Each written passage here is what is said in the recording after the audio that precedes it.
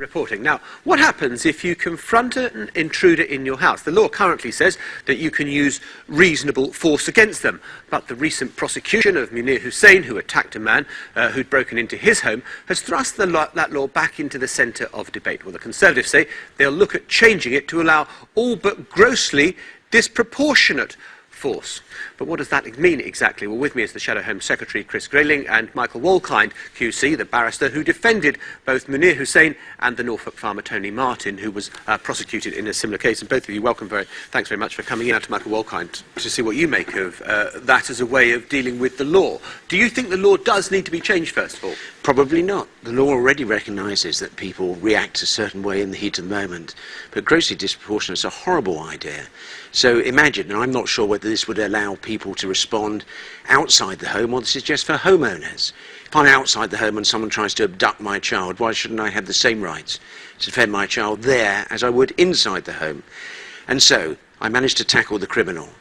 And I get him to the ground, and I kick him once, and that's reasonable, and I kick him twice, and that's understandable. 3 times forgivable, 4 times debatable, 5 times disproportionate, 6 times it's very disproportionate, 7 times extremely disproportionate, in come the Tories test, 8 times grossly disproportionate. It's a horrible test. But don't you think that it may be difficult to define in law, but in terms of public sentiment, that is what Chris Grayling has just outlined is exactly where the public is. You ought to be able to use all force necessary. Well, some people think that. Not everyone thinks that. It sounds like state-sponsored revenge.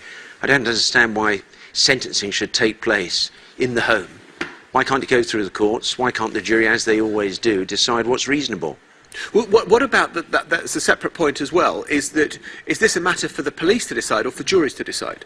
Well, juries decide at the moment whether the action of the householder or any victim is reasonable. And that's how it should be. Sentencing for the judge, for the police originally whether to prosecute. And there are cases where they don't prosecute, where the imbalance is so clear they don't prosecute to begin with. But your client, Munir Hussain, does he feel that the law has worked well for him because he was originally given a custodial sentence? He was, and that judge was sympathetic and went as far as any judge at first instance could do.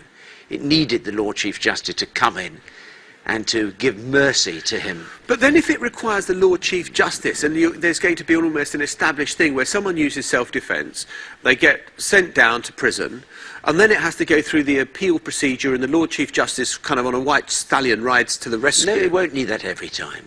Trial judges have now heard how the Lord Chief Justice approached this, and if there's another case where circumstances are so extreme, where someone has a character as impeccable as Munir Hussain and suffered as much as he did. It wasn't just a burglary, threats to kill, false imprisonment. OK, we must leave it there, Mr. Wolkind. Thank you.